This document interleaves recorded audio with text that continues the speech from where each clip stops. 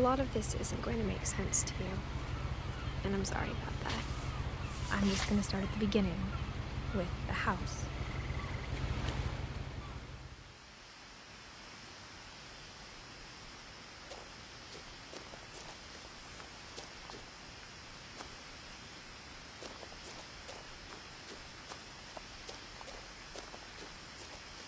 My brother Milton disappeared when I was 4. It was like the house just swallowed him up. Someone had put up a chain link fence, but it looked like I wasn't the first person to hop it.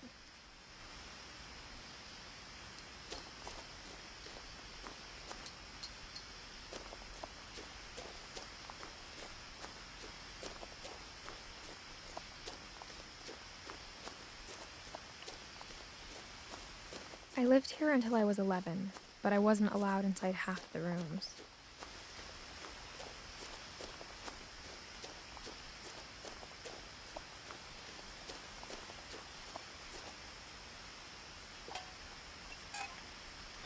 Inside the mailbox were bills from 7 years ago, marked urgent, open immediately.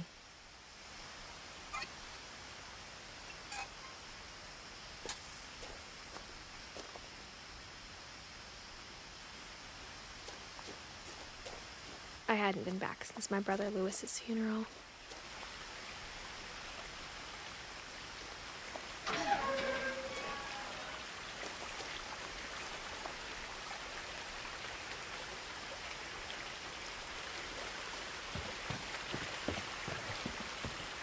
In her will, my mother left me a key, but didn't tell me what it unlocked. Maybe she thought I'd know, or she thought that the mystery would be enough to bring me back.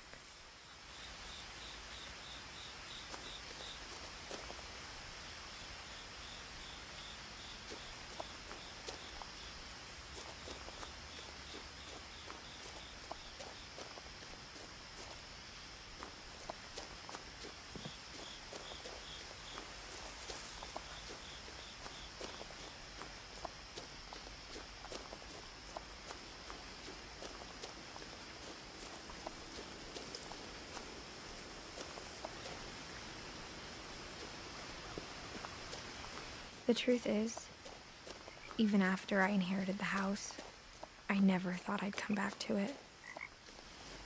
But now I had questions about my family that only the house knew the answers to.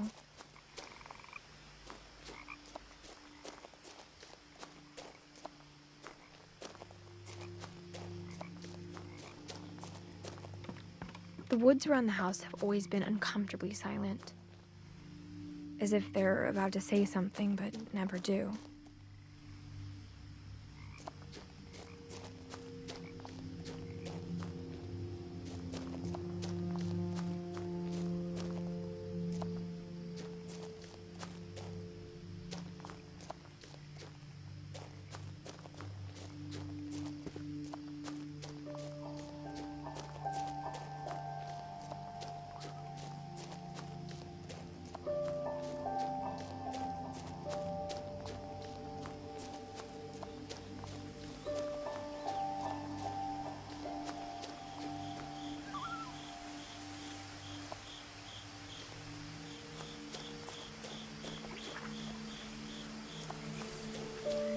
The house was exactly like I remembered it, the way I'd been dreaming about it.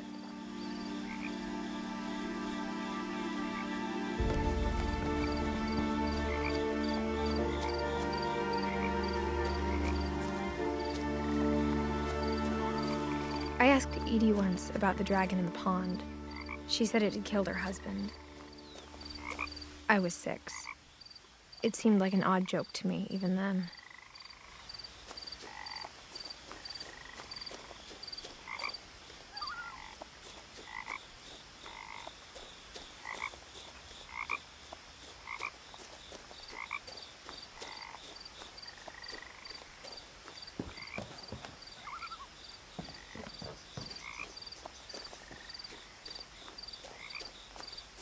As a child, the house made me uncomfortable in a way I couldn't put into words. Now, as a 17-year-old, I knew exactly what those words were. I was afraid of the house.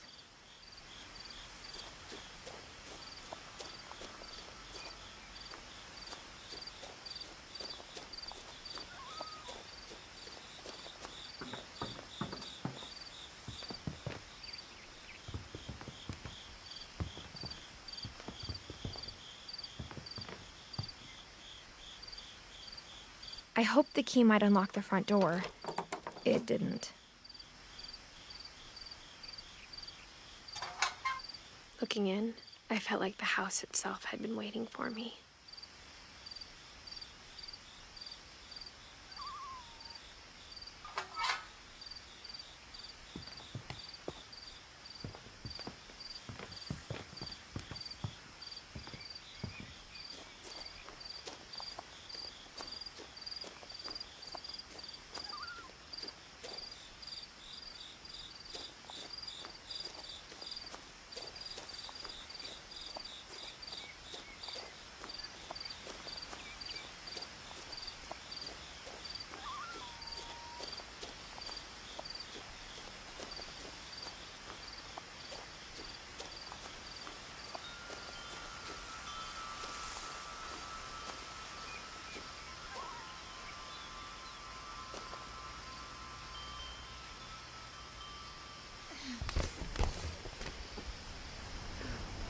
Crawling through the doggy door used to be a lot easier when I was 11.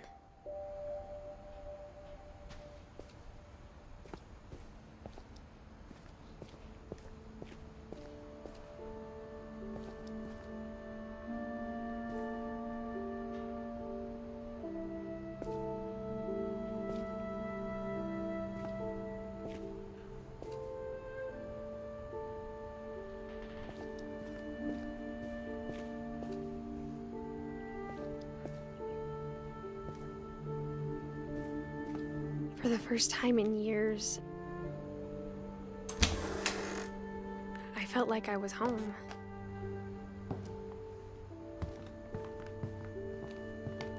But instead of a family, there were just memories of one.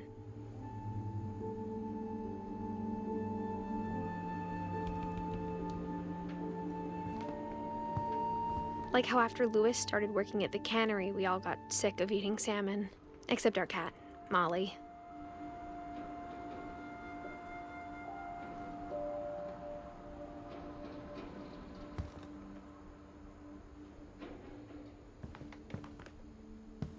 Or how only one restaurant would deliver to our house, so we had Chinese a lot.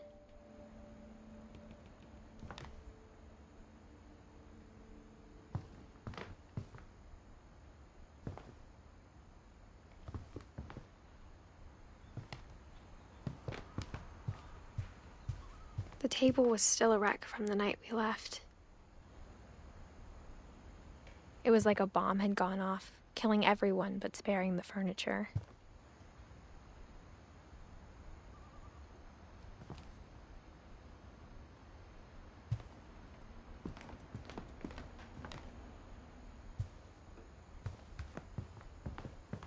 My mom was the only one of us who could imagine Great-Grandma Edie living in a nursing home.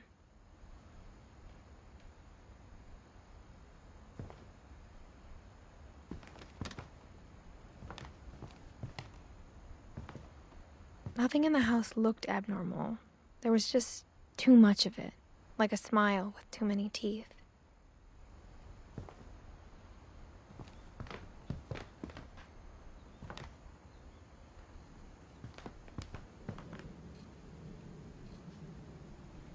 Even the fireplace had a story. Edie told me the bricks came from the original house, after it sank.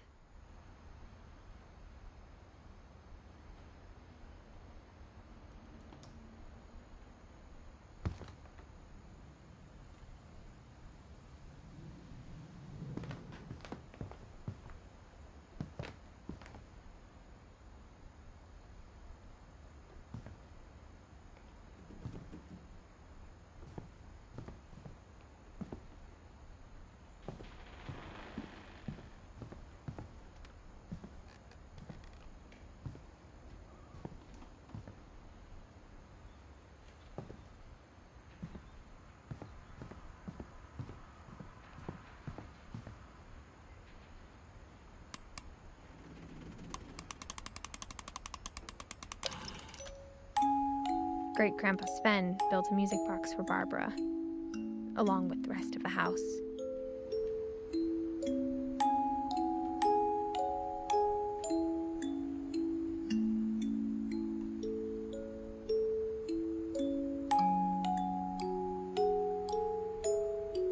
Mom always told me to stay out of the basement, so I wasn't too surprised when the key didn't fit.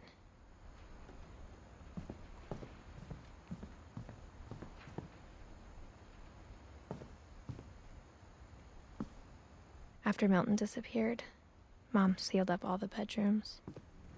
Then Edie retaliated and drilled peepholes.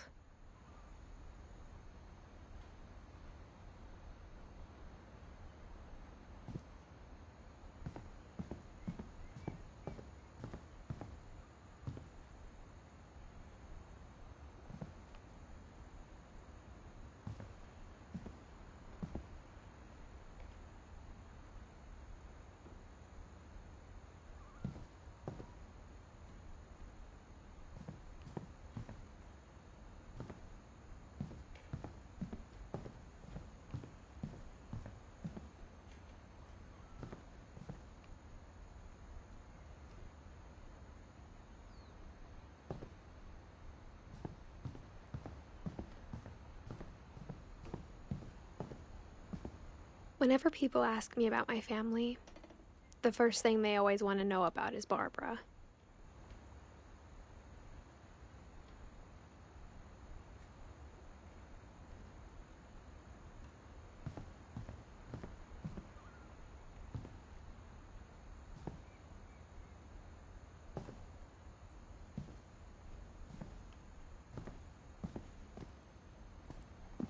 Mom must have locked the third-floor stairs on the night we left.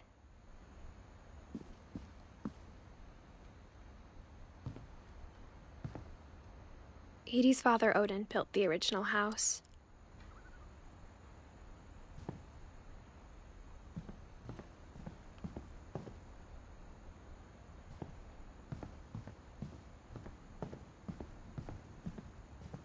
I spent a lot of time playing in Great Uncle Walter's room. I think my mom sometimes regretted not sealing it up.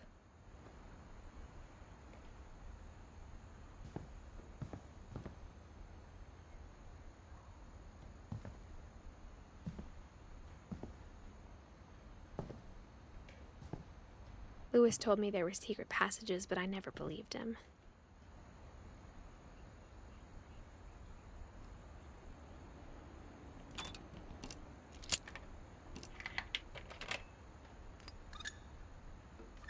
Turns out, my mom was really good at keeping secrets.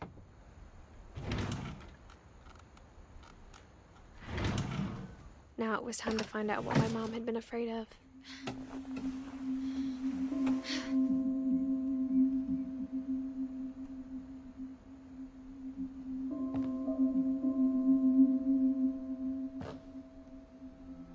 Reading this, maybe it sounds like I had a plan.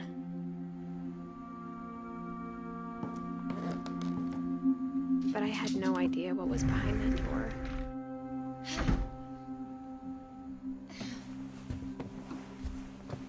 Just like I had no idea where all this was gonna lead.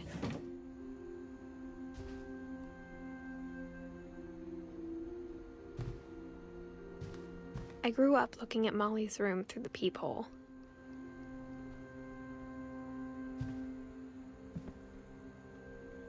Molly's gerbil had a tiny bedroom with its own even tinier gerbil cage.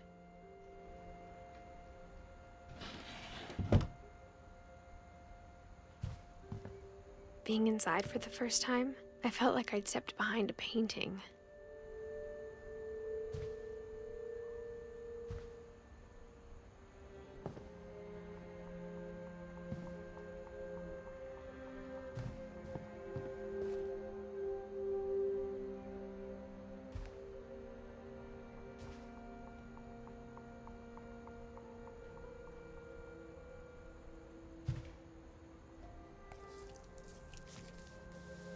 December 13th, 1947.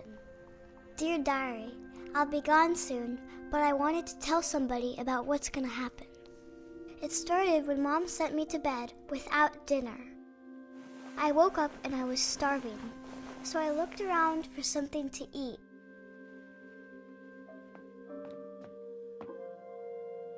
The gerbil food was dry, but I didn't mind it.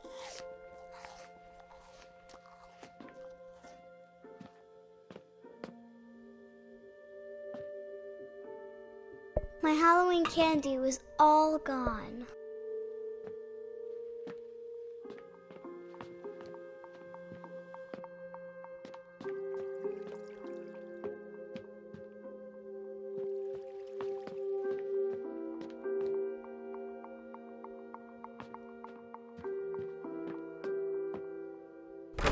Mom, can I come out now?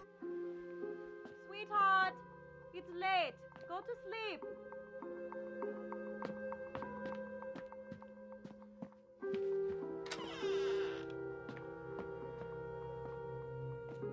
I kept eating and eating.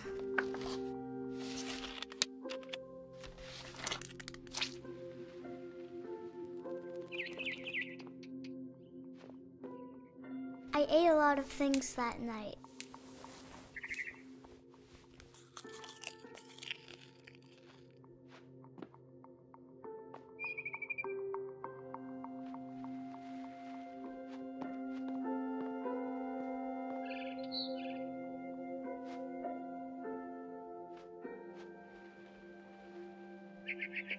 Then I heard chirping outside my window. It was a barn swallow going back to her nest. I reached out for her.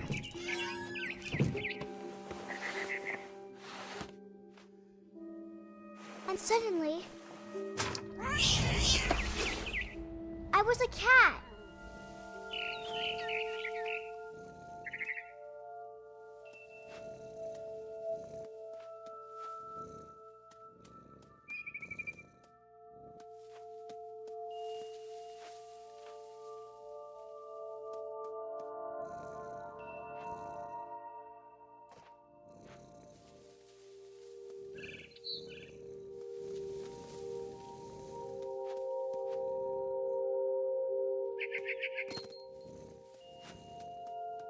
I tried to be quiet, but the bird was really scared.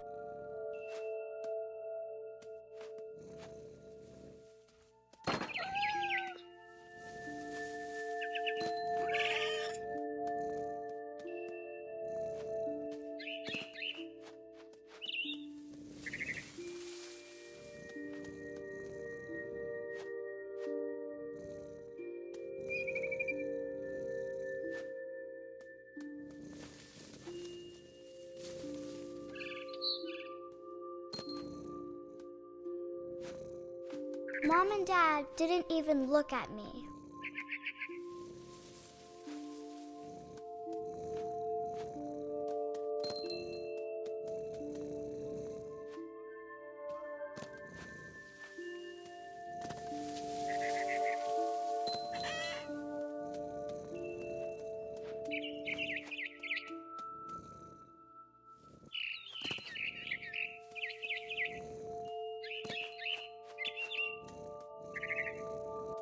I jumped and I almost got her.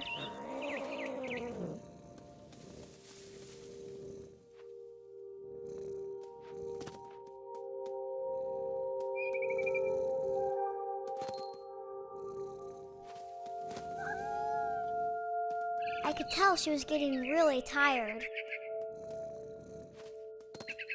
Now I was up in the big tree.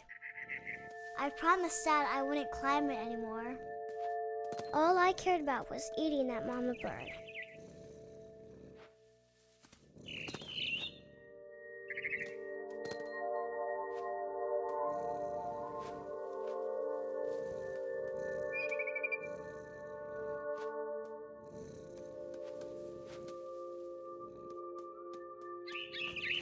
I gobbled her up.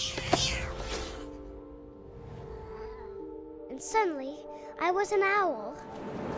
First, all I heard was the wind. Then I heard little teeth nibbling in the grass.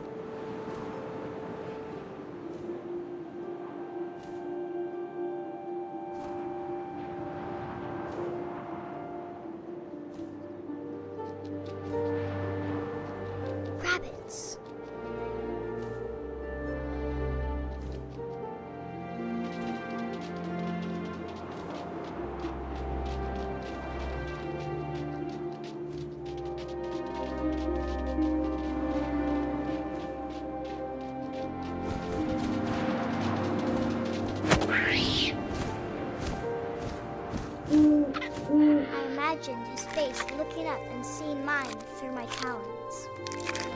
I swallowed him up, and I didn't chew one bit. Then I flew off to find something bigger.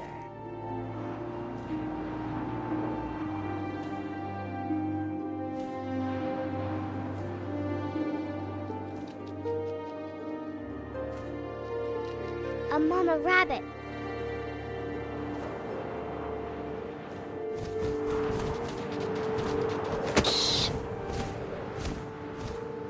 She was almost too big to carry.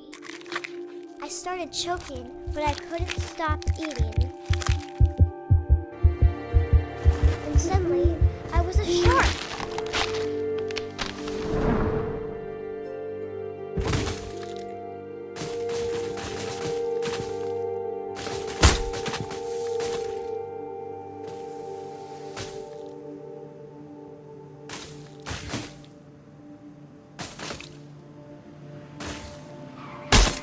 I rolled off a cliff and into the ocean. Now, I was hungrier than ever.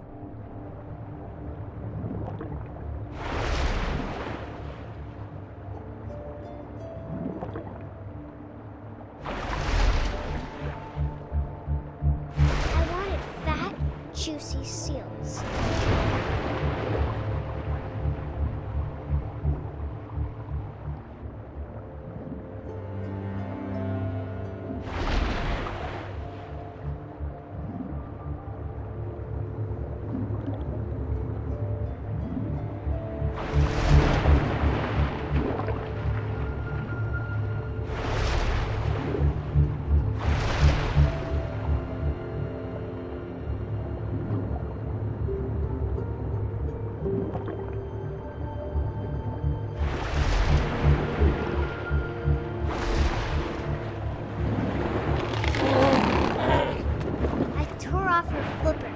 Tasted really good.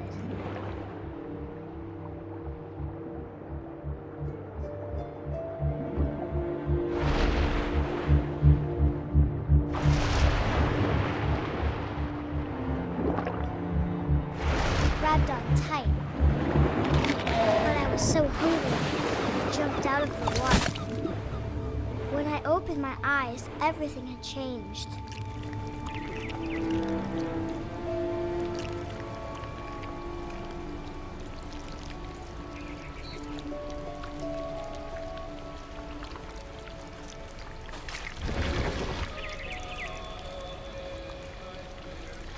I was a monster, and I smelled people everywhere.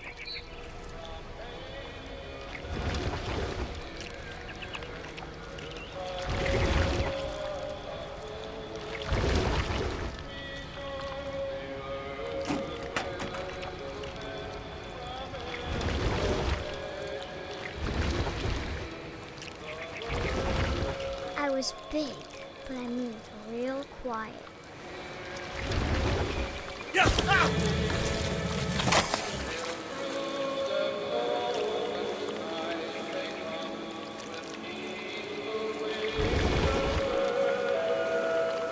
I wanted to stop, but also I didn't.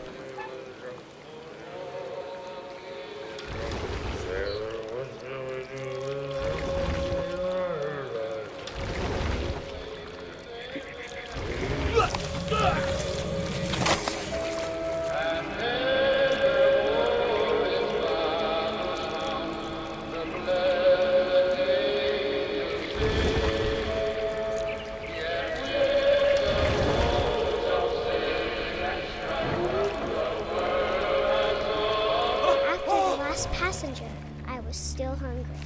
And to cross the water, I smelled something new. Something I had to have, so I swam towards it.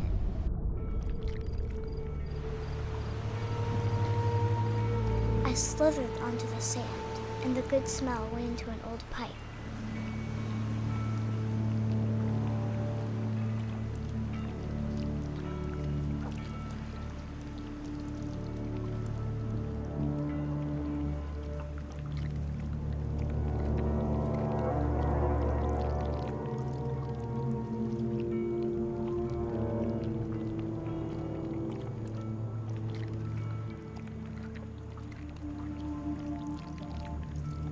I got closer and closer.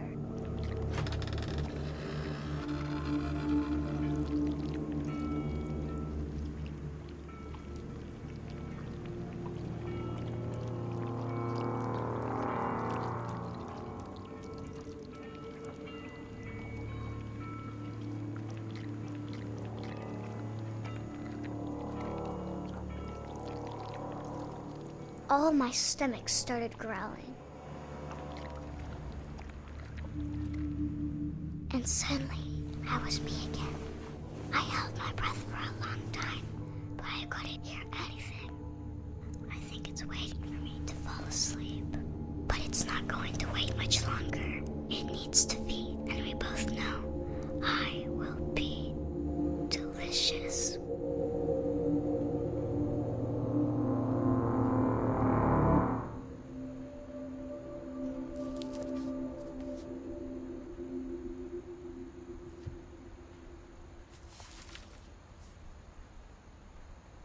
I'm not sure if I believed all of that, but I'm sure Edie would have.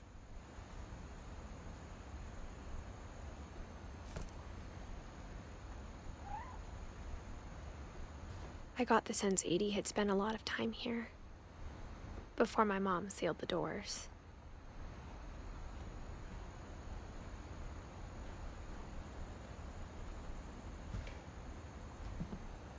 I can't describe it, but I felt like some part of Molly was still here.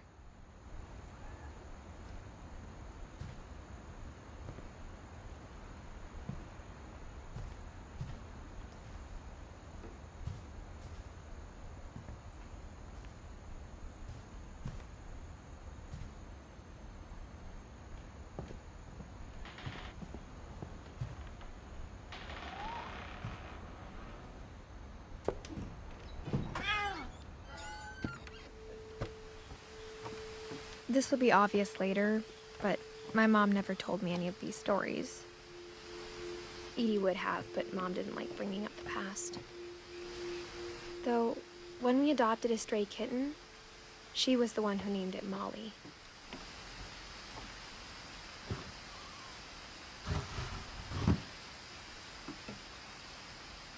I spent a lot of time in Great-Grandma Edie's room.